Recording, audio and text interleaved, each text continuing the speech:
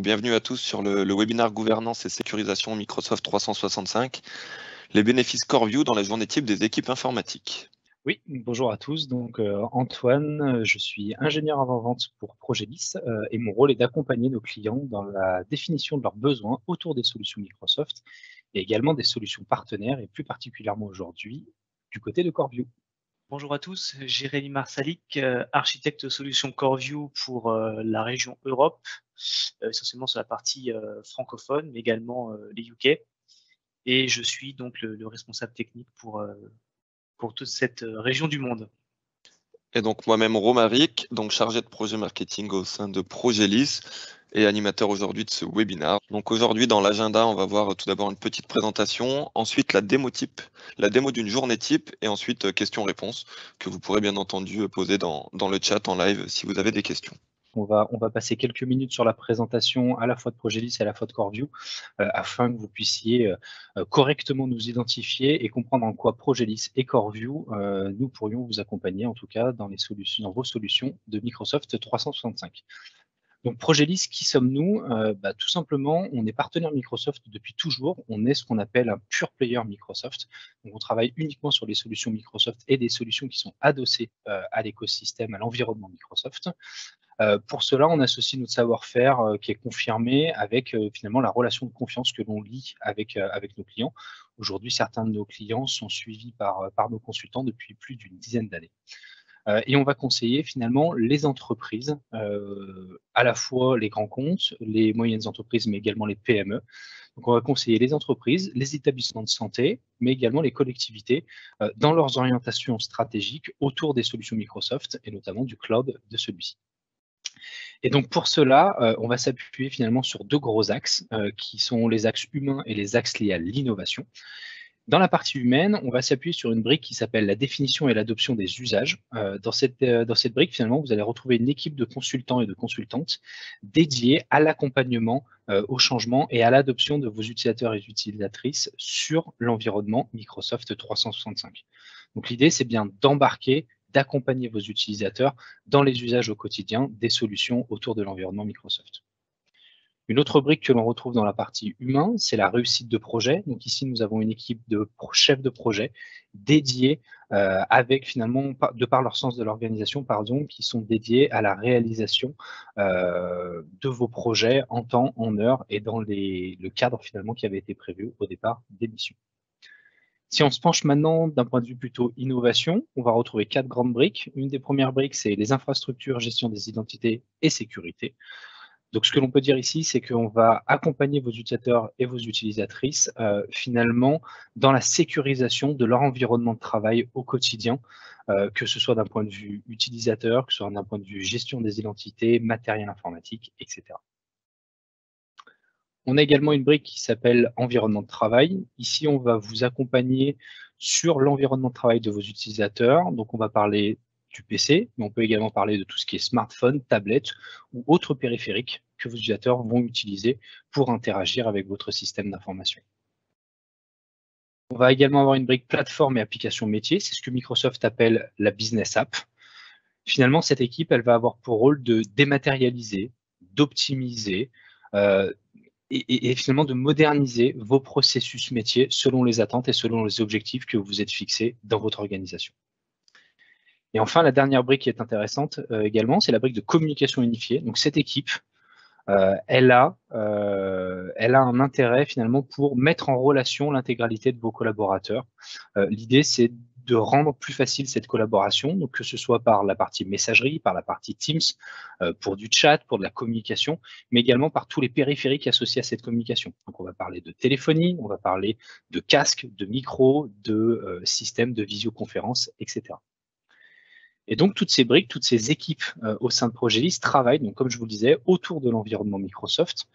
Donc, vous l'aurez compris, on est ce qu'on appelle un ultra spécialiste de toutes les solutions Microsoft. On existe depuis maintenant environ une quinzaine d'années. On est situé sur 3 agences distinctes. Vous avez une agence à Lyon, qui est le siège social, et on va retrouver une agence au niveau de Paris et une agence au niveau d'Aix-en-Provence. Donc, on a une possibilité finalement d'adresser l'ensemble des clients sur le territoire français. On a également été élu partenaire de l'année Microsoft en 2015, ce qui était une grande première pour un acteur local de recevoir finalement ce prix et cet honneur de la part de Microsoft d'avoir été élu partenaire de l'année. Comme vous vous en doutez, on est extrêmement certifié, nos consultants sont extrêmement certifiés sur l'ensemble des technologies de l'environnement Microsoft avec de nombreuses certifications Gold. Donc tout au long, chaque année, nos consultants continuent de se faire former, continuent de se certifier sur l'ensemble des écosystèmes Microsoft pour suivre le mieux possible les nouveaux usages et les nouvelles innovations qui arrivent dans cet écosystème. Et enfin, ce que l'on peut souligner, c'est qu'on est Microsoft Cloud Solution Provider de Tier 1, ce qui veut dire que l'on est en capacité de revendre des licences pour le compte de Microsoft, et ce qui nous permet également d'accéder au support premier de Microsoft et de faire profiter à nos clients de ce support premier qui est disponible 24/7 d'un point de vue Microsoft. Et enfin, pour terminer sur la présentation de Progelis, et donc la slide qui a probablement le plus d'intérêt aujourd'hui, c'est de vous présenter également notre écosystème de partenaires. Donc, ce qu'il faut savoir, c'est que Progelis, nous, on s'est focalisé, comme vous l'avez compris, depuis de très nombreuses années, uniquement sur les solutions Microsoft. Mais en fait, nos clients, vous nous sollicitez de plus en plus aussi pour répondre à des besoins qui sont finalement de mettre en place des solutions connexes à l'environnement de Microsoft. Donc, on va parler des environnements connexes, on va pouvoir parler de la visioconférence, de tout ce qui est casque, micro, etc. Donc, typiquement avec un partenaire comme Poly.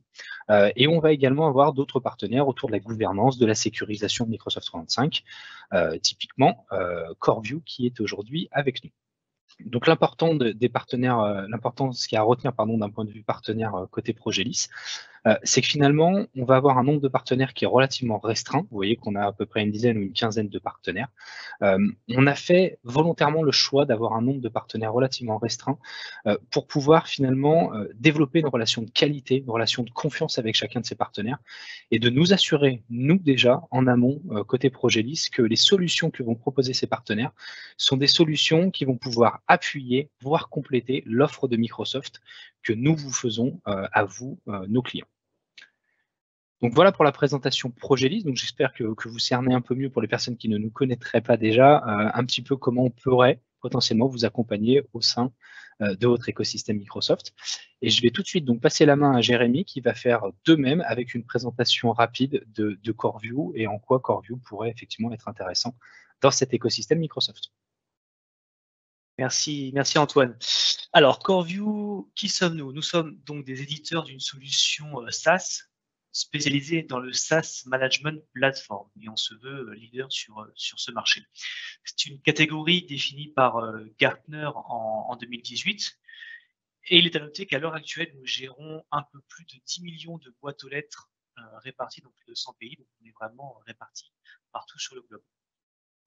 CoreView a une ADN européenne, puisque nous avons été fondés en 2014 en Italie. Et nous sommes aujourd'hui à la fois reconnus par Gartner en tant que leader du SaaS Management Platform, mais également par un autre partenaire, en plus de Progelis, ce partenaire étant Microsoft. Et nous sommes ce que l'on appelle un ISV, c'est-à-dire que CoreView vient se positionner en tant que solution qui va venir corriger les lacunes techniques laissées par Microsoft. À noter également que nous sommes gérés par un fonds d'investissement qui s'appelle Insight Partners, dont vous avez peut-être déjà entendu parler. Ce fonds d'investissement a également des billes dans des entreprises comme Blablacar ou Twitter, mais aussi dans des entreprises un peu plus spécialisées dans l'IT, comme Vim ou encore Samperis. Ce métier du SaaS Management Platform, encore une fois défini par Gartner, elle est articulée autour de 6 piliers majeurs et à l'heure actuelle, tous sont couverts aujourd'hui par CoreView et nous allons même plus loin que cela. Et nous allons donc pouvoir aujourd'hui parler à la fois de reporting, d'automatisation, d'audit de sécurité, de gestion et d'optimisation des licences, d'administration déléguée et surtout d'airbag.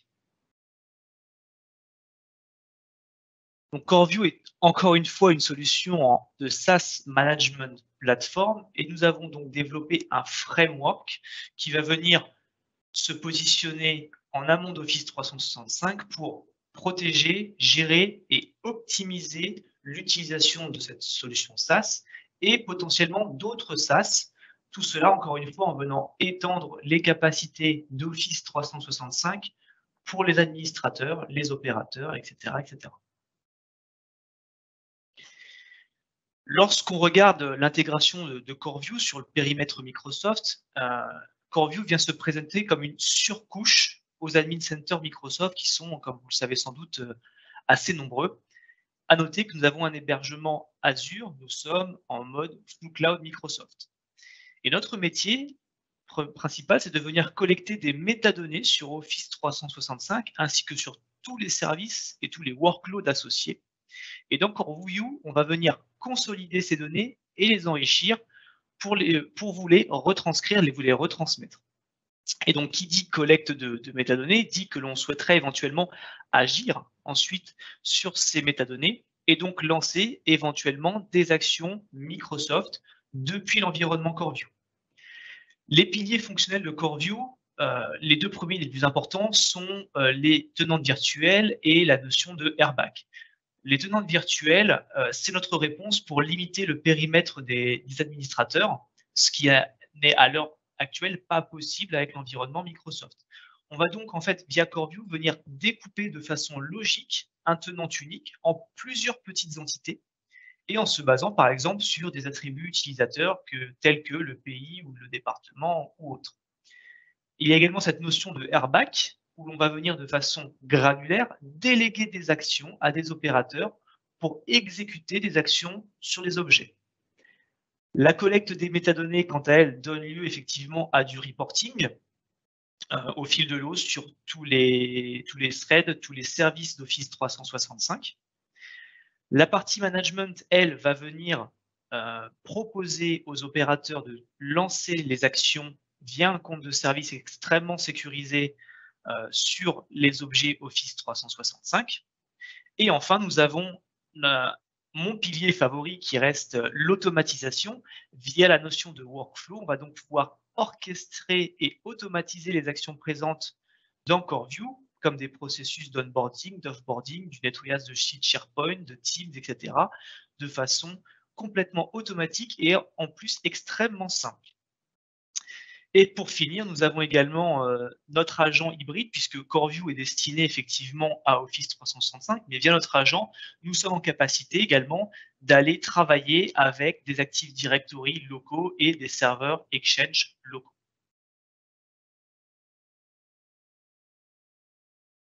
Donc, je te remercie, Jérémy, pour cette présentation de CoreView qui, j'espère, a été claire de votre côté et qu'elle a pu finalement vous mettre un peu l'eau à la bouche pour voir la partie démonstration maintenant. Donc, on a fini sur la partie présentation plutôt institutionnelle et on va passer maintenant directement à la démonstration de l'outil. Donc, pour cela, en fait, on va se baser sur la journée type d'un acteur qui est responsable d'un environnement Microsoft 365. On va se glisser dans la peau avec Jérémy de Pierre, qui est responsable de cet environnement, au sein d'une organisation qui compte plusieurs milliers de collaborateurs, qui est répartie dans le monde ou qui typiquement a plusieurs sites distants, ou même plusieurs filiales éparpillées un petit peu partout sur les différents territoires. Et donc l'idée, c'est qu'au sein de cette organisation, on a l'ensemble des collaborateurs qui utilisent déjà Microsoft 365, donc typiquement de la messagerie, on va retrouver du Teams, du SharePoint, des Power Apps, etc. Et donc on va voir finalement comment CoreView, en apport à ce que propose Microsoft 365, va venir accompagner Pierre au quotidien dans des problématiques qu'il peut avoir. Donc pour ça, ce que je vous propose, c'est de commencer directement la journée de Pierre, donc à 9 h, avec un petit café devant son PC. Malheureusement, lui aussi, il est encore en télétravail, donc ça dure un peu. Donc il prend son café le matin devant son ordinateur et au début de cette journée, il va devoir préparer un comité de direction. Donc Pierre, en tant que responsable finalement de la plateforme 365, va devoir de manière récurrente préparer pour les comités de direction un certain nombre de métriques, d'indicateurs finalement liés à l'environnement de Microsoft. Donc là, il va prendre la main finalement sur l'environnement CoreView et aller extraire un certain nombre d'informations donc clés sur l'environnement. Il va aller visualiser des informations sur des utilisateurs dits inactifs. Il sait qu'il est dans une organisation qui a un turnover relativement important et donc il va vouloir aller visualiser des utilisateurs inactifs d'un point de vue Active Directory, mais qui posséderaient encore des licences et donc qui potentiellement ont un coût pour la société qui ne devraient plus être supportés puisque ce sont des utilisateurs inactifs. Et puis, il va faire également un travail d'optimisation sur le plan de licence des utilisateurs. Il va aller s'assurer qu'un utilisateur qui possède une licence lambda va bien utiliser l'ensemble des services associés à cette licence. Sinon, là encore, il y a des coûts de licence, il y a des licences qui sont consommées, mais qui ne sont pas utilisées par ses collaborateurs. Donc, je vais passer la main tout de suite à Jérémy, qui va se mettre encore une fois dans la peau de Pierre et qui va vous présenter comment CoreView peut vous accompagner dans cet aspect reporting, analyse des données en provenance de Microsoft 365. Je te laisse la main du coup, Jérémy. Donc effectivement, bienvenue sur la plateforme CoreView, et comme indiqué précédemment, on a énormément de métadonnées depuis Office 365 qui sont collectées, qui sont présentées sous la forme de rapports notamment préconstruits dans CoreView. Ton premier cas d'usage, Antoine, c'était donc les licences et leur optimisation, si j'ai bien compris. Donc, je parlais effectivement de notre rapport d'optimisation de licence où on va venir consolider des informations à propos de toutes les licences, et en me concentrant ici sur les licences E3, je me retrouve avec la liste de tous mes utilisateurs à l'heure actuelle qui ont ces licences d'assigner. Et un peu plus bas, on peut voir notamment la liste des services associés à ce modèle. Et si l'on descend tout en bas, on remarque qu'on a déjà des personnes qui ne se servent pas des services. Donc ici, typiquement, j'ai 2 personnes qui se servent d'Exchange, de OneDrive, d'Office Pro+, de Teams, de SharePoint et de Skype, et d'autres un peu plus sont concentrés sur 3 services. Et ici, tout en bas, voilà, on a donc déjà 58 personnes que je vais sélectionner qui ne se servent pas des produits Office 365. Et c'est déjà problématique puisque au prix d'une licence 3, que des personnes en possèdent une et ne s'en servent pas, c'est quand même effectivement une perte d'argent. Petite question, Jérémy, je me permets de t'interrompre. On me demande comment CoreView considère un utilisateur comme inactif.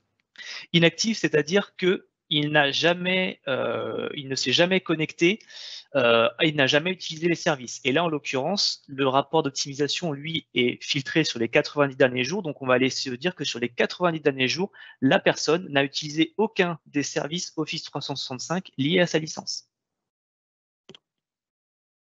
Merci. Donc là, j'ai donc effectivement cette liste de personnes qui n'utilisent pas ces produits, et on peut éventuellement creuser pour savoir pourquoi, justement. Et via les colonnes et les métadonnées que nous collectons, je vais pouvoir aller par exemple chercher la dernière date d'activité sur Office 365 pour ces personnes, et en appliquant ma colonne, récupérer des informations. Hop, problème de refresh. Peut-être même la remonter. Hop, appliquer. Voilà. Donc je me retrouve avec les dernières dates d'application d'activité de mes utilisateurs sur Office 365. Et là, on s'aperçoit que certains ne se sont tout simplement jamais connectés, avec la notion de never used. Et ça, Jérémy, pardon, c'est des informations, des métadonnées qui sont collectées au niveau d'Office 365, c'est ça? Absolument, elles sont collectées et rapportées via notamment la Graph API, dont nous nous servons énormément. Je pourrais même aller pousser mon investigation plus loin en allant chercher, par exemple, la notion de block credentials pour voir si les personnes que j'ai dans cette liste-là, si elles ne se sont jamais connectées, si elles ont éventuellement des comptes qui ont été bloqués. Voilà, donc ce sont des informations qui permettent de savoir si une personne n'est pas connectée depuis 90 jours, si elle n'a pas utilisé ses services depuis 90 jours, pourquoi? Voilà. Donc là, on se retrouve... Oui. Pardon, Jérémy. On demande, du coup, il est possible de taguer un utilisateur inactif après X jours, X étant à définir. Oui, tout à fait. On a des rapports qui permettent d'aller chercher l'activité, de filtrer, et on serait capable de dire ne s'est pas connecté depuis 60 jours, par exemple. Parfait. Tout à fait possible dans nos rapports. C'était la question. Merci. Voilà. On a des rapports qui sont préconstruits, mais ils sont encore une fois parfaitement personnalisables pour répondre aux besoins. C'est ce qu'on voit finalement, Jérémy, c'est ça. Toi, tu es parti d'un rapport qui aujourd'hui est générique, qui est fourni par défaut par CoreView, c'est ça Absolument.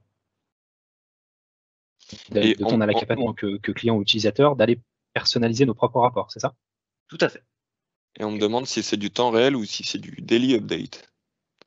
Alors, on a plusieurs notions dans CoreView. On a des informations qui sont mises à jour en quasi temps réel, c'est-à-dire toutes les moins d'une minute. Et on a des imports également qui sont, on va dire, une fois par jour. En réalité, c'est une fois par nuit pour des informations qui sont moins utilisées ou qui ne présentent pas de réel intérêt à être synchronisées toutes les minutes.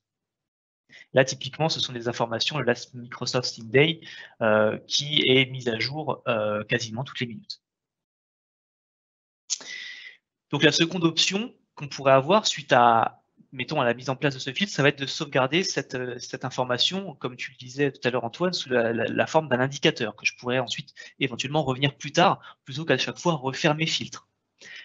Donc je vais créer une KPI pour monitorer ces comptes et m'assurer qu'il n'y en a plus pas trop. Donc je vais faire Save KPI, on va l'appeler optimisation licence 90 jours pour Pierre. Catégorie, on va dire que c'est des licences. Service, on va mettre voilà, license, on va mettre Azure AD. Sévérité, on va dire que bon, c'est plutôt bas. Et je vais également la rajouter dans un de mes tableaux de bord personnalisés. Je pourrais éventuellement me mettre un score sur ma KPI pour m'assigner des points, un peu à la manière en fait d'un Secure Score Microsoft, mais là dédié en l'occurrence à l'usage. Je peux également ajouter des actions, des workflows, etc. Mais pour l'instant, je vais juste me concentrer sur la création purement et simplement de cette KPI. Et en allant voir dans mon tableau de bord personnalisé que j'ai créé, je vais me retrouver ici avec une KPI. Où est-ce que j'ai dû la perdre? Alors juste en dessous, là, tu as optimisation des licences 90 jours. Ah, pardon, voilà. Au milieu du tableau. On me demande si on peut également remonter à un maximum. Enfin, est-ce qu'il y a un maximum de jours Alors, CoreView, on est capable de remonter jusqu'à 180 jours sur la plupart de nos rapports, Okay. voire plus pour d'autres rapports spécialisés. Merci. Donc une fois que voilà, je peux créer un bon nombre de KPI pour suivre d'un coup d'œil des indicateurs au sein de CoreView. L'optimisation des licences ici n'en est qu'un seul. Par exemple, j'ai l'utilisation d'IMAP ou de POP sur mes utilisateurs, les licences inactives sur les 80 derniers jours, les sites SharePoint inactifs, etc., etc. Donc ça, c'est une première façon de faire. Et évidemment, en cliquant sur ma KPI, je me retrouve avec mon indicateur sélectionné. On retrouve donc bien mes 58 personnes et mes licences 3 et mes différents filtres appliqués. Ça, c'est une première chose. Un second élément, ça pourrait être de se focaliser, par contre, ce coup-ci, sur les personnes qui ont des licences 3, mais qui n'utilisent pas Office Pro+. Office Pro+, étant le cœur des licences 3. Donc, on va regarder effectivement les personnes qui ne s'en serviraient pas. Ce seraient éventuellement des personnes qui seraient de bonnes candidates à une rétrogradation vers une licence 1. Donc, en décochant Office Pro+, ici, je viens filtrer ma liste et je me retrouve avec 31 personnes qui ont une licence 3, qui utilisent les services, mais qui ne se servent pas d'Office Pro+. Et dans ces cas-là, je pourrais très bien décider de les rétrograder vers une licence 20. Et donc, dans ces cas-là, je vais venir sélectionner ces personnes, si je le souhaite, venir ici chercher des actions, puisque je peux exécuter des actions pour ces personnes, venir gérer leur licence, et je vais pouvoir ensuite venir choisir la licence qui me convient, ou même venir sélectionner un template de licence, si j'en ai déjà défini un en CoreView. Donc, si j'ai des ensembles de produits récurrents, je peux tout à fait, dans CoreView, venir les sélectionner et ensuite appliquer des licences. Donc là, tout ce que j'aurai à faire, c'est de sélectionner en recherchant une licence E1. Là, je ne peux pas en assigner puisque je suis en négatif sur mon tenante, mais je pourrais très bien voilà, assigner une licence E1 à ces personnes-là pour voilà, optimiser, encore une fois, grandement mes licences au sein de CoreView. Et dernier point rapide, puisqu'on a énormément de rapports, mais tu souhaitais, Antoine, voir tous les utilisateurs désactivés qui ont une licence, bah, ça tombe bien, dans CoreView, on a un rapport dédié, donc j'ai juste à cliquer et j'ai l'information clé en main pour savoir qui a une licence, mais qui a un compte désactivé. Et évidemment, je peux très bien exporter au format Excel ou PDF ces informations pour m'en resservir de façon ultérieure. Ce qu'on voit finalement, Jérémy, c'est que sur tous les rapports où tu es allé, on avait la possibilité de créer, associé à ces rapports, des KPI, ce qui veut dire que demain, je pourrais par exemple créer un dashboard dédié à mon comité de direction, et quand je dois le préparer, bah, je vais sur ce dashboard, les données sont à jour, j'ai plus qu'à récupérer effectivement l'imprime écran entre guillemets de ce dashboard-là et de l'insérer dans une présentation PowerPoint ou autre. Absolument, et tu peux même faire encore mieux. Tu pourras donner accès à ce tableau de bord à ton comité de direction. Encore mieux. Voilà. Donc à chaque fois qu'on aura la notion ici de Save KPI, on pourra effectivement créer des indicateurs personnalisés qui vont venir vraiment en un clin d'œil refléter la vie du tenant. Et moi, sur ce tableau de bord là, dont je me sers assez souvent, j'ai des indicateurs de sécurité, mais également des indicateurs d'usage qui peuvent me permettre de suivre ce que j'appelle l'hygiène du tenant. Voilà comment j'adresse effectivement ces premières problématiques. Parfait. Eh ben, écoute, très bien. Merci beaucoup, Jérémy. Donc, je pense que c'est clair pour les personnes, en tout cas, qui nous suivent sur la capacité finalement de CoreView à adresser ses besoins d'un point de vue reporting administratif et aussi du coup, de partage d'informations. Parce que si j'ai bien compris, les dashboards peuvent être automatiquement partagés avec un certain nombre d'utilisateurs, ce qui facilite aussi leur usage au quotidien. Donc, ce que je vous propose effectivement, c'est de passer à la suite de la journée de Pierre. Donc, Pierre, finalement, il a eu son comité de direction. Ça s'est très bien passé. Il avait les bons rapports à montrer au bon moment à ses interlocuteurs. Et il a appris pendant ce comité de direction, Pierre, qu'il y avait une nouvelle filiale australienne qui allait devoir intégrer l'environnement Microsoft 365. Et donc, on a demandé à Pierre, lors du comité de direction, de préparer l'intégration de cette nouvelle filiale au sein de l'environnement Microsoft. Et pour cela, Pierre va créer donc, ce qu'on appelle, ce que vous avez présenté déjà un petit peu plus en amont, Jérémy, qui est la notion de tenant virtuel. Donc, l'idée, c'est que dans un même tenant Office 365, vous allez pouvoir créer des environnements virtuels et du coup dédier de l'administration à des utilisateurs spécifiques sur ces parties de tenant-là. Donc ça, c'est une fonctionnalité qui typiquement est strictement impossible nativement dans Microsoft et qui vous obligerait, par exemple, si vous souhaitiez avoir une administration qui soit dédiée à une filiale, d'avoir un environnement complet, un tenant de 365 dédié à cette filiale-là. Donc là, avec CoreView, on va avoir aussi cette capacité finalement à intégrer un certain nombre de filiales, de collaborateurs supplémentaires, tout en leur garantissant la capacité demain d'administrer leur partie du tenant. Donc, ce que je vous propose, c'est de rentrer aussi dans le vif du sujet avec une démo. Donc, Jérémy, je te laisse reprendre la main et du coup nous montrer quelle est cette notion de virtual tenant et surtout comment on peut la gérer avec CoreView. En attendant, j'ai plusieurs questions. Oui. Jérémy, est-ce qu'on peut faire un export vers un extranet de façon périodique, typiquement pour les DSI ou la direction générale? Alors, ce sont des notions qui sont assez récurrentes. Pour l'instant, non. On ne peut pas faire d'extract autre que PDF, Excel, HTML ou par exemple pour certains graphiques sous forme de fichiers images. En revanche, comme c'est un sujet extrêmement récurrent, on est en train de mettre déjà en place des extracts de CoreView potentiellement vers du Power BI par exemple. Ok. Ce sont des choses qui vont arriver. Est-ce qu'on peut récupérer des logs d'un serveur Exchange Hybrid on-premise? Pour l'instant, non. Nous sommes concentrés sur Exchange Online. Et dernière petite question, désolé, est-ce qu'on peut splitter par région, typiquement Europe, US, Asie? Oui. Je vais répondre à cette question, mais durant la démo. Allez, pour mettre un peu de suspense, c'est ça. Voilà, c'est ça, un peu de suspense. Gardons un peu de surprise. Alors effectivement, là, j'ai ma liste d'utilisateurs au sein de mon tenant.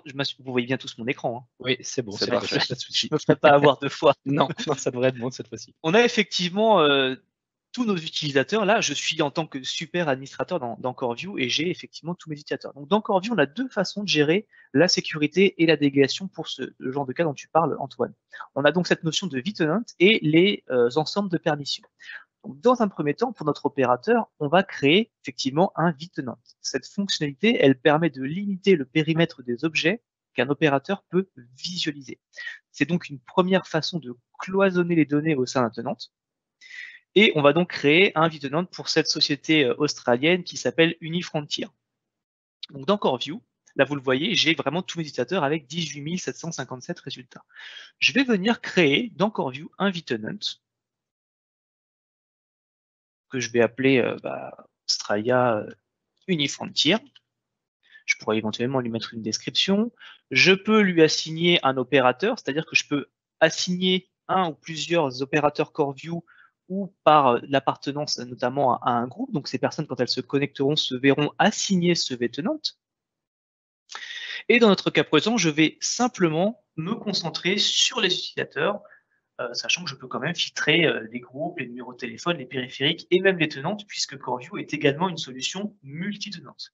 Là, ce qui m'intéresse, c'est de venir effectivement appliquer certains filtres. Je pourrais filtrer par domaine, ce qui est aussi un filtre de vTenant assez répandu. On a des entreprises qui aiment bien juste segmenter par nom de domaine, mais ici, concentrons-nous sur l'Australie. Je vais donc aller naviguer dans les métadonnées, les attributs des utilisateurs pour me concentrer sur le champ country, où je vais dire equals, et je vais aller chercher Australia. Alors, on a la complétion qui permet de s'assurer évidemment que l'on tape bien les bonnes informations qui sont contenues dans les champs. Et je vais rajouter une seconde condition, où là, je vais dire que je vais venir chercher effectivement l'entreprise dont le nom correspondra à Unifrontier. Et donc là, j'ai créé mon Vitenant. Je vais l'appliquer. Parfait. Quand on est super administrateur CoreView, une notion qui est effectivement assez intéressante également, c'est de pouvoir tester les Vitenant avant de les mettre à disposition de nos opérateurs. Donc moi, je vais venir ici via cette icône de filtre, venir appliquer mon Vitenant pour voir si ça correspond bien à ce que je veux mettre en place. Et on se rend compte que mon environnement a été filtré et je viens de passer de 18 000 résultats à 90 avec des personnes qui ne sont qu'en Australie et dont la compagnie n'est effectivement que Unifrontier. Donc c'est voilà la première façon dont on vient ségréguer un environnement et l'ensemble des rapports qui supporteront ces conditions se verront restreints à ce périmètre. Si je retourne sur mon dashboard principal, les informations ont été filtrées pour ne refléter que les informations qui sont propres à cette filiale australienne. Je pourrais également aller sur Exchange. Là, on se rend bien compte que les informations, si je retire le filtre, elles ne sont pas du tout les mêmes. Donc, j'ai effectivement la capacité de cloisonner mon environnement. Et la seconde notion, puisqu'on a créé effectivement un Vitenant, c'est de venir ensuite positionner des ensembles de permissions pour restreindre, mettons, un opérateur d'Unifrontier, puisque mettons que cette entreprise n'a peut-être qu'un ou deux opérateurs, on va venir créer un opérateur pour Unifrontier. Opérateur Unifrontier. Je peux assigner encore une fois de façon granulaire et unitaire à une ou plusieurs personnes ou éventuellement via l'appartenance à un groupe. Je peux lui définir une landing page. Donc, quand il va se connecter, on va lui demander d'atterrir juste sur la dashboard. Voilà.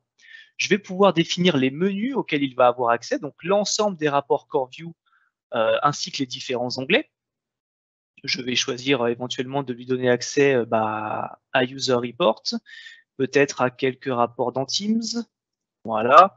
Et puis je pense que ça ira bien parce qu'éventuellement, d'Australie, ils n'ont pas besoin de plus. Et je vais également pouvoir lui déléguer des actions. Et c'est là où la puissance de CoreView est vraiment supérieure à Microsoft. On est capable de déléguer à des opérateurs des actions unitaires, c'est-à-dire l'action seule. Je peux très bien dire que cette personne de Unifrontier n'aura la capacité, par exemple, que de créer de nouveaux utilisateurs, de gérer des license pools et éventuellement de gérer des licences et des mots de passe, et éventuellement, allez, rajoutons de reset le MFA et de l'activer, bien évidemment. Mais je ne souhaite pas que d'autres actions, notamment sur Skype, OneDrive ou SharePoint, soient réalisées, donc je peux vraiment sélectionner ce dont j'ai besoin. On peut également définir des workflows, donc les processus automatisés peuvent être délégués. On peut déléguer des templates de licence et également l'accès à ces fameux tableaux de bord personnalisés. Donc, tout à l'heure, Antoine, quand je te disais que tu pouvais donner accès à ton comité de direction à un tableau de bord personnalisé, c'est parfaitement réalisable. Et quand je vais venir confirmer cette création, je vais venir quand même réappliquer mon Vitenant Unifrontier d'abord. Et je vais venir, opérateur Unifrontier, appliquer mon set de permissions et on voit que ma liste de rapports elle a drastiquement diminué. Je n'ai plus en plus accès qu'à la partie Analyze puisque tous les autres onglets qui étaient à ma disposition ont disparu et en sélectionnant un utilisateur, je me retrouverai avec une liste d'actions. Ah, ça arrive parfois quand on simule. Je vais également le réappliquer. Du coup, Jérémy, moi j'ai une question. Oui. Est-ce que ce moyen de décloisonnement permet d'extraire des données pour la facturation interne? Typiquement, le coût des licences sur une période pour une business unit. Alors oui, on a un rapport qui est dédié, enfin on a des rapports qui sont dédiés puisqu'on a les license pools et les license pool cost. On peut donc définir des pools de licences sur à peu près le critère que l'on souhaite, que ce soit un pays, une entité, un département, etc., etc. Et ces rapports seront également mis à disposition.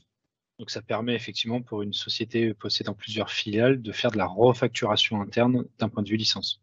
Voilà. Et donc là, dans le cas présent, Pierre, il aurait mis en place ce vTenant avec ce set de permissions pour un opérateur, ou même plusieurs, en Australie, en quelques clics, et il a été capable de déléguer donc de l'administration très facilement, alors qu'il a un tenant de 18 000 personnes, et bien ces personnes-là ne travailleront que sur 90 personnes et sur un ensemble de rapports et un ensemble de permissions.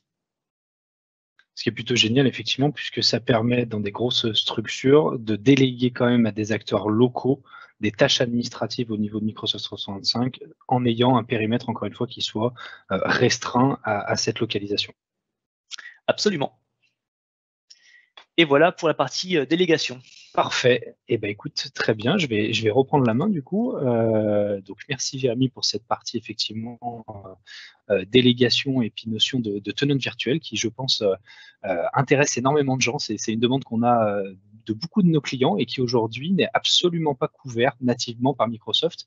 Et donc, CoreView aujourd'hui est un des seuls acteurs qui permet justement cette création de tenants virtuels et de décloisonnement de l'administration de vos environnements Microsoft. Donc, ce que je vous propose, c'est de continuer dans la journée type de Pierre. Donc là, on est en début d'après-midi.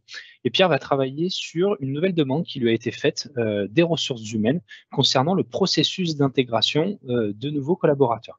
Donc, comme je vous l'ai dit un peu en amont, on est sur une société qui a un turnover relativement fort. Et donc, très régulièrement, il y a de nouveaux acteurs qui intègrent cette organisation. Et donc, pour ça, les ressources humaines ont demandé à Pierre de fournir un formulaire avec un certain nombre de champs personnalisés qui sont donc dédiés à l'onboarding, finalement, à l'intégration de nouveaux collaborateurs. Donc, on peut penser à une date de naissance, on peut penser à une localisation, une langue, etc., etc. Donc, les ressources humaines ont demandé à Pierre de fournir un formulaire qui ensuite va passer dans un processus d'approbation qui va être approuvé par un responsable des ressources humaines ou par un manager lambda. Et ensuite, une fois que ce formulaire sera rempli et approuvé, on va voir comment CoreView, avec la puissance de l'automatisation de CoreView, on va pouvoir créer automatiquement le compte avec les bonnes informations dans l'Azure Active Directory et également affecter la bonne licence qu'il convient à ces nouveaux collaborateurs. Donc là, on va voir comment finalement CoreView peut vous permettre d'automatiser très rapidement des tâches des tâches administratives qui sont récurrentes ou qui sont extrêmement chronophages. Donc pour ça, je vais te laisser reprendre la main, Jérémy, et nous montrer effectivement l'automatisation, la partie automatisation en tout cas, dans le monde de CoreView. Alors autant la notion de vTenant et de délégation, c'était effectivement ce qui m'avait fait tomber amoureux de CoreView, mais alors la partie automatisation, vraiment, c'est la partie que je préfère entre toutes. Donc CoreView propose de nombreuses possibilités d'automatisation à base d'actions, qu'elles soient natives ou personnalisées. Nous avons ici les actions natives dans CoreView, ce sont des actions que vous pouvez directement lancer et encore une fois déléguer depuis la plateforme, donc que ce soit la gestion d'utilisateurs, de boîtes aux lettres ou encore de Teams. Donc, ce sont des actions dites natives. Et la notion également d'actions personnalisées qui en fait, elles, vont plutôt reprendre des scripts PowerShell que vous utiliseriez sans doute au quotidien et que CoreView va être capable d'exécuter pour vous dans le cadre de l'utilisation de la plateforme. Et avec toutes ces actions, qu'elles soient natives ou personnalisées, il est possible de réaliser effectivement des processus complets qui vont venir s'exécuter de plusieurs façons. Et donc, allons-y pour un processus d'onboarding ou ce qu'on appelle un workflow. Donc ici, je vais venir créer mon workflow. Première chose, obligatoire, lui donner un nom, on va l'appeler workflow, onboarding, c'était RH, c'est ça, hein? Tout à fait, ouais, c'était une demande qui émanait des ressources humaines. Super. Donc la seconde étape, ensuite, ça va être de définir ce qu'on appelle des execution inputs, c'est-à-dire les valeurs d'entrée du workflow, les valeurs qui vont lui être nécessaires pour travailler. Ici, je vais choisir, par exemple, vu qu'on est sur des utilisateurs, on va prendre des champs qui sont récurrents. On va prendre, par exemple, last name. Jérémy, je me permets de te recouper une fois. Est-ce que l'interface existe en français? Absolument. Oui, oui, on a une interface en français. On a un de nos plus gros clients qui est justement francophone. Donc oui, on a une interface en français. Ça nous est demandé pour les utilisateurs qui ne sont pas très à l'aise avec l'anglais. Oui. Il n'y a pas de problème. On a, je crois, une dizaine de langues, dont le français, bien évidemment. Ensuite, on va lui rajouter éventuellement un département et puis hop, un manager par exemple. Voilà. Donc ça, ce seront mes valeurs d'entrée pour mon workflow, sachant que je peux effectivement les rendre obligatoires pour l'exécution de mon workflow. Mais je pourrais très bien choisir, par exemple, pour le département, de ne pas passer par juste une simple case dans laquelle l'utilisateur va venir taper sa valeur, mais plutôt de passer éventuellement par une liste en disant qu'ici, ma valeur département contiendra IT, finance, commerciaux, etc., etc. Voilà. Donc ça, ce seront les inputs de mon workflow. La première notion, ça va être la notion d'approbation. Dans CoreView, on a une action dédiée qui va permettre de demander la validation d'une personne pour continuer l'exécution du workflow. Et cette action s'appelle Owner Operator Approval. Donc, on va choisir cette action. On va lui dire création d'un nouveau compte. En texte, on va lui dire bonjour. Nous avons reçu une demande pour la création du compte de. Et là, je peux reprendre les inputs de mon workflow pour m'en servir de façon dynamique. Donc, je vais prendre first name, puis on va rajouter espace last name. On va dire veuillez approuver ou décliner cette requête. Et là, cette personne va recevoir un email de CoreView, la plateforme, lui demandant est-ce que vous souhaitez approuver ou non cette action. Je vais également rajouter le champ email, puisque je peux choisir de mettre une ou plusieurs personnes. Et là, on va bien évidemment l'envoyer au futur manager de la personne, puisque c'est sans doute cette personne qui est le plus à même de savoir si elle va recevoir quelqu'un ou non. Donc, je vais venir créer cette première action, que je peux éventuellement renommer, hein, si jamais ça ne me convient pas. Et une fois que cette approbation aura été acceptée, on va ensuite passer à la création du compte. Donc là, on va aller surtout dans la partie Office 365. On va aller sur la partie utilisateur et on va dire je souhaite créer un utilisateur. Je vais reprendre first name, last name, très bien. Display name, je vais lui mettre prénom, espace, nom. Mot de passe, je vais taper quelque chose. Hein. Usage location, bon, comme on est en France, on va rester sur la partie française. Et là, par exemple, je vais pouvoir construire mon UPN comme je le souhaite. Mettons par exemple qu'on veuille faire première lettre du prénom, point nom. Et ben dans CoreView, c'est tout à fait faisable. Donc je vais venir par exemple sélectionner first name. Et en cliquant ici, je vais pouvoir faire subir une transformation à ma variable. Et je vais lui dire que tu ne vas me récupérer que la première lettre du prénom. Et même pour m'assurer éventuellement que ce soit complètement normalisé, je vais rajouter une deuxième transformation qui va dire que tu me mettras tout en minuscule. Je vais c'est génial parce qu'effectivement, c'est-à-dire qu'on va rentrer des données dans le système d'information qui sont formalisées, qui sont basées sur des masques et éviter effectivement d'avoir des erreurs potentielles de saisie, des erreurs humaines ou ce genre de choses. Donc c'est quelque chose qui effectivement est beaucoup recherché par nos clients. Et là, je vais venir ensuite accoler à ça le nom, sur lequel je pourrais également faire subir d'autres transformations éventuellement, et lui rajouter un domaine. Voilà. Je peux également rajouter d'autres options, notamment par exemple le fameux champ manager ou forcer le changement de mot de passe à la prochaine connexion. Donc, je vais lui demander effectivement de oui changer de mot de passe, et le manager, je vais lui remettre le manager que je lui ai demandé lors de la création. Je vais venir créer ici. Donc cette action aura pour effet de créer mon utilisateur. Et la dernière étape, si je me rappelle bien, c'était une licence. Donc je vais venir effectivement ajouter encore une fois une action. User, on va venir chercher Assign License. Je vais récupérer l'UPN que j'ai généré à l'action précédente. Donc je ne l'ai pas demandé, elle a été automatiquement construite et elle m'est reproposée. Sur la partie localisation, je vais toujours rester sur la France. Et là, je vais pouvoir venir choisir soit un template de licence que j'ai déjà créé, soit venir construire moi-même ma licence en disant effectivement, je vais partir sur une 3, mais cette personne n'aura que Stream, Planner, Teams, Exchange, SharePoint et Office pour le web.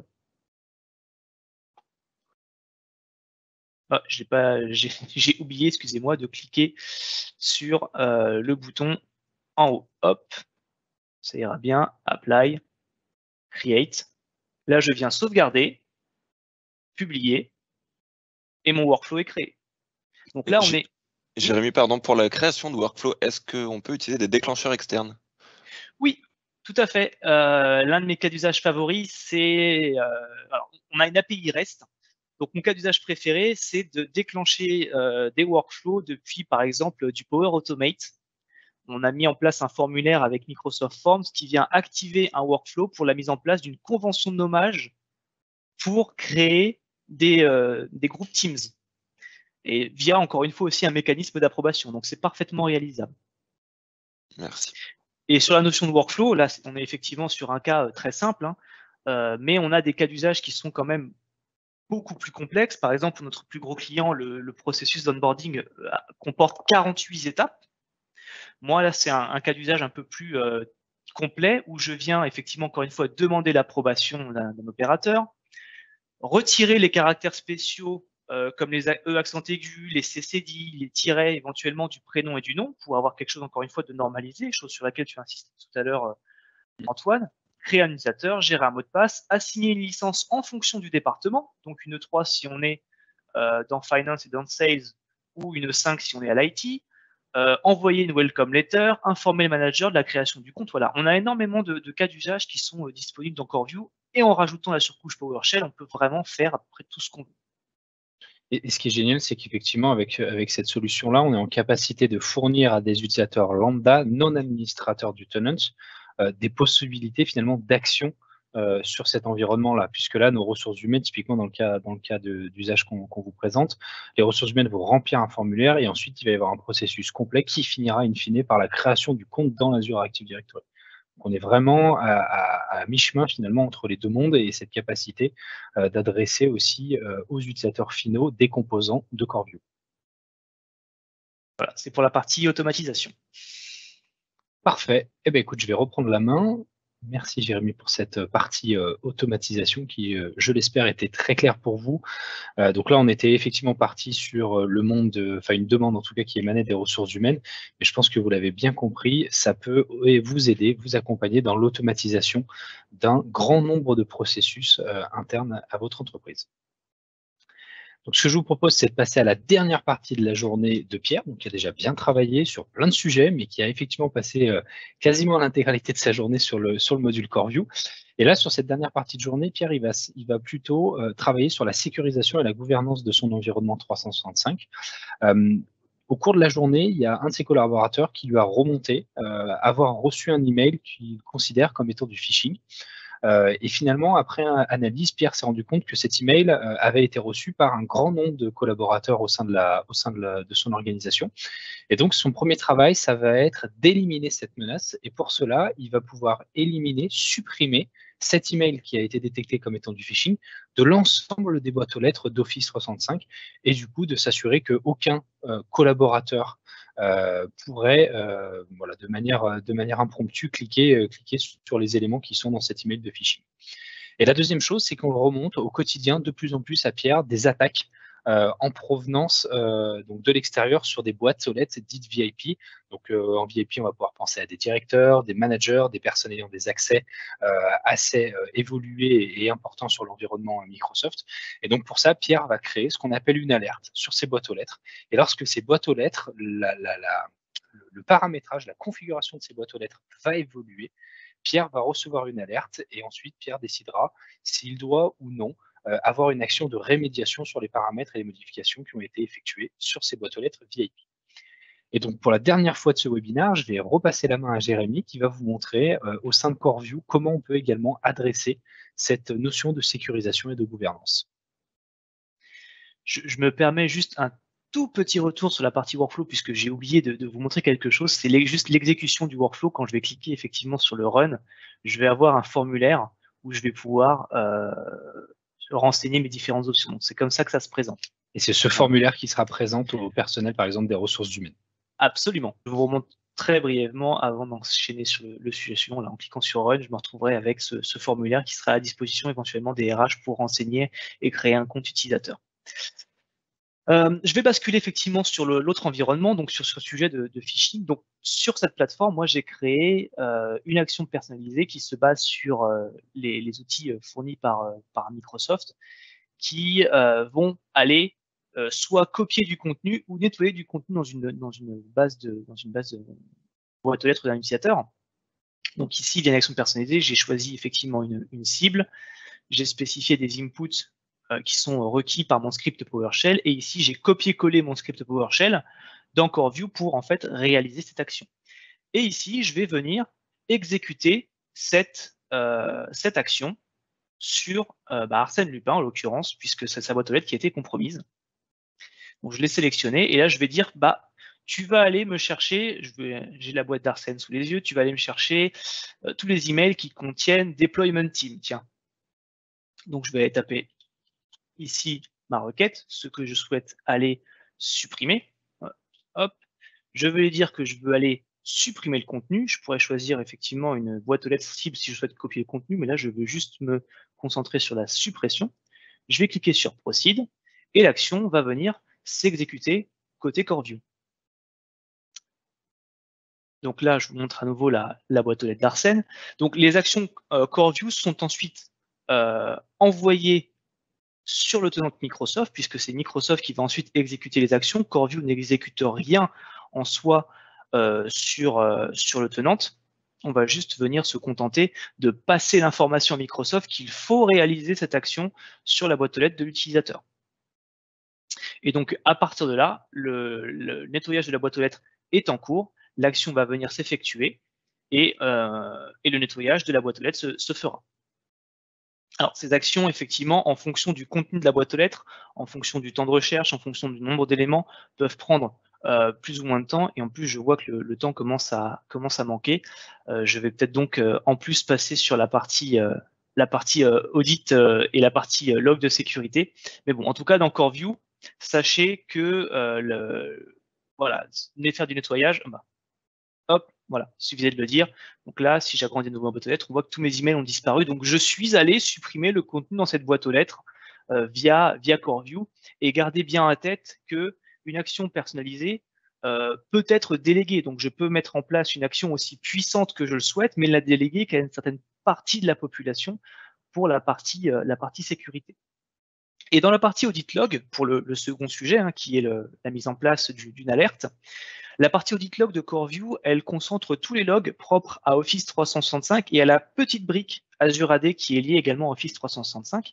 Et tous ces logs ici sont retenus pour une durée d'1 an, là où Microsoft ne propose des rétentions de logs qu'entre 30 et 90 jours en fonction des produits. CoreView peut donc aller plus loin. Sur le rapport principal, je peux effectivement aller chercher mes logs Exchange et aller en plus monitorer les logs concernant les permissions, que ce soit l'ajout ou la suppression. Bon, voilà. Je peux très bien tout filtrer. Encore une fois, on a des notions également de filtrage temporel, puisque là, on est sur les derniers jours, les 7 derniers jours, etc. Mais bon, CoreView, on y a pensé. On a donc un rapport déjà qui est exclusivement dédié au changement de permission. Donc, on a déjà les informations qui sont présentes ici. Et moi, si je souhaite créer une alerte, je peux créer une alerte de la même façon qu'une KPI en mettant mes filtres et en venant créer une alerte ici, ou je peux aller dans le rapport d'alerte et créer mon alerte comme je le souhaite. Et ici, je vais dire que je vais venir créer une nouvelle alerte sur la section Exchange. Je vais dire que je souhaite monitorer les add mailbox folder, les add mailbox permissions. Et je vais également rajouter des remove mailbox permissions. Je reste encore une fois sur mon workload exchange et je vais venir en plus valider ici que mon paramètre va contenir, alors je crois que c'est mon VIP sur ma plateforme, s'appelle AlexW, mettons que ce soit justement Alex que j'aille monitorer, je pourrais rajouter d'autres filtres hein, évidemment. Et je vais venir ensuite choisir ce que je souhaite faire, je peux donc en plus activer un workflow ici. Donc, je peux en plus faire des actions de remédiation automatiquement par la plateforme ou je peux juste choisir d'être notifié en cas d'événement impromptu sur la plateforme. Ici, je vais juste rester sur une notification. Je vais me dire que création alerte boîte VIP Alex, je vais venir soumettre et mon alerte sera créée. Et dès qu'un événement arrivera, sous CoreView, ça peut prendre en quelques minutes, entre 5 et 10 minutes, ça dépend de la vitesse à laquelle Microsoft nous renvoie les informations. Et dès qu'un événement arrivera, j'aurai une notification dans ma boîte aux lettres. Et ces notifications, j'en avais déjà en amont, je me retrouve ici avec une alerte comme quoi elle a été déclenchée et je me retrouve avec un fichier Excel qui va venir me détailler le contenu de l'action, qui a fait quoi, quand et où. Voilà comment les actions dans CoreView peuvent permettre non seulement d'être informé, mais encore une fois, de rajouter par-dessus la surcouche d'automatisation qui va permettre de corriger des actions. Donc, on pourrait désactiver des comptes, supprimer des comptes guest, etc., etc. Énormément de choses sont faisables dans CoreView. Donc, on a effectivement cette notion d'être alerté en amont par la plateforme, mais également la capacité de la plateforme à réagir automatiquement. Si quelque chose se passe la nuit ou, je sais pas, un jour de congé, etc., on a quand même une réaction. On peut mettre en place en tout cas une réaction de la plateforme pour éviter d'être face à des vrais problèmes ou des brèches de sécurité. Absolument. Parfait. Écoute, Jérémy, je vais reprendre la main pour les 2 minutes restantes et promis, on sera à l'heure. On a fini en tout cas sur ce tour d'horizon effectivement de la plateforme CoreView. Donc j'espère que ça vous a bien parlé, que vous avez pu effectivement sentir en quoi CoreView pouvait être une solution plus que pertinente et adéquate pour vos besoins autour de l'environnement Office 365. Donc, ce que je vous propose, c'est de clore ce webinaire aujourd'hui avec une session de questions-réponses. Donc, si vous avez encore des questions, n'hésitez pas à les poser dans le chat. Et je ne sais pas si Romaric, il restait des questions en attente. Il y a juste une question en attente concernant encore les workflows. Est-ce qu'ils peuvent être alimentés via des fichiers CSV ou XLSX? Absolument. La notion de workflow peut être effectivement activée, alors pas les XLSX, mais les CSV tout à fait. Et on est même en capacité de récupérer des CSV depuis notamment des serveurs FTP ou SFTP. Donc en plus d'avoir une notion de recherche de fichiers plutôt que de faire un upload manuel. C'est soit alimenté effectivement manuellement par les utilisateurs, soit ça peut également être récupéré en direct sur une plateforme quelconque. Absolument. On voulait déjà tous vous remercier d'avoir été présent aujourd'hui à ce webinaire. Remercier également Jérémy, côté CoreView, qui nous a fait une excellente présentation et qui, je l'espère, a pu vous donner envie d'utiliser effectivement cette plateforme CoreView qui, encore une fois, est un vrai add-on, qui a une vraie valeur ajoutée, en tout cas, dans l'administration de votre environnement Microsoft 365 au quotidien. Avec plaisir et merci à tous. J'espère vraiment que ça vous a aidé et au plaisir d'échanger avec vous et Projetlis, évidemment. Bonne fin de journée à tous. Bonne fin de journée à tous, à très bientôt. Merci à vous. Merci beaucoup, au revoir.